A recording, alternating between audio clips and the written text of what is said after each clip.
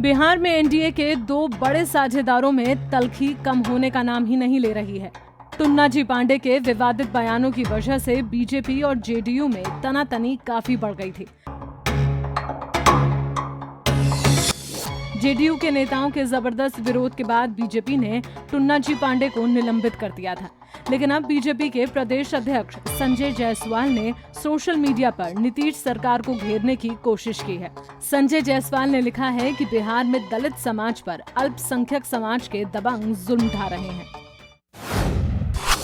कल रामगढ़वा के धनगढ़वा गांव में सूचना मिली कि दलित समाज के लोगों के रास्ते को कुछ अल्पसंख्यक समाज के लोगों ने ईंट की दीवार बनाकर बंद कर दिया है। मेरी पलनवा थाना प्रभारी से बात हुई और उनके साथ अंचलाधिकारी ने स्वयं स्थान पर जाकर दिक्कत का निदान कर दिया। विगत कुछ दिनों में इस तरह की घटनाएं काफी बढ़ गई हैं। शुरुआत ढाका से हुई, जहां सहनी, फिर नोनिया और उसके बाद पासवान समाज के बारात को न केवल निकलने पर पीटा गया, बल्कि जब वे बेचारे पुलिस की मदद मांगने गए तो दंगे के समय के सिद्धांत के तहत दोनों समाज के लोगों पर मुकदमा और गिरफ्तारी का आदेश कर पुलिस ने अपनी जिम्मेदारी की इतिश्री कर ली। इस तरह की 6 से ज्यादा घटनाएं ढाका में देखी गई हैं और हर बार दोषी के बदले दोनों समाज को जेल भेज दिया गया।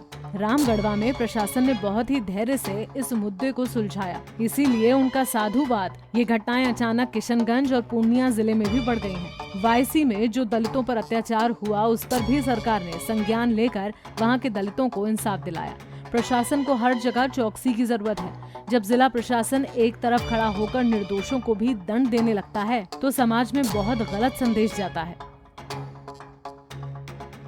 संजय जायसवाल के इस लंबे चौड़े फेसबुक पोस्ट के बाद बिहार की सियासत में उबाल आ गया है। आरजेडी के प्रवक्ता शक्ति सिंह यादव ने बताया कि संजय जायसवाल ने राज्य की कानून व्यवस्था पर सवाल उठाया है। यादव ने कहा कि बिहार में एनडीए के भीतर जबरदस्त विवाद कायम हो गया है। शक्ति सिंह ने कहा कि दुनिया की सबसे बड़ी पार्टी बीजेपी तीसरे नंबर की पार्टी जेडीयू के सामने नतमस्तक हो चुकी है। देखिए, बिहार एनडीए के अंदर काफी अविश्वास का माहौल है। हर एक दल दूसरे दल को डिच करना चाह रही है और बंगाल चुनाव के परिणाम के बाद तो मानो भी कि हर दल जो है भाजपा पर ही सवारी कर रही है। भाजपा सत्ता लोलुपता के कारण इतने हद तक नतमस्तक हो गई है कि हर गुलामी सहन करने के लिए तैयार है। भाजपा के एमएलसी परिस्थितियों को मुख्यमंत्री कहते हैं, सच्चाई कहते हैं। जो सच है तो अंगुली काटने की धमकी दी जाती है। भाजपा अध्यक्ष तो बोले हैं कि गरीब उत्पीड़न, दलित उत्पीड़न बढ़ा है एनडीए के लोगों के द्वारा। इनका गला काटिएगा कि हाथ काटिएगा, यही बता दीजिए। तो बिहार की राजनीति कहीं न कहीं कई खेला से गुजर रहा है।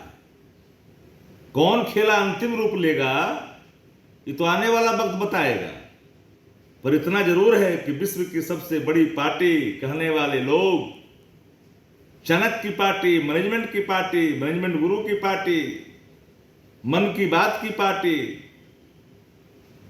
आज जो है तीसरे नंबर की पार्टी के सामने नतमस्तक हो रखा है। वहीं शक्ति सिंह यादव ने कहा कि अब तो संजय जायसवाल ही कह रहे हैं कि प्रशासन बेगुनाहों पर ही कार्रवाई कर रही है। उन्होंने कहा कि जेडीयू के नेता काम के बजाय बात बात पर गाली गलौज करते हैं। हम तो सच्चाई का दर्पण को दिखाते रहेंगे, बुरा लगे या भला लगे।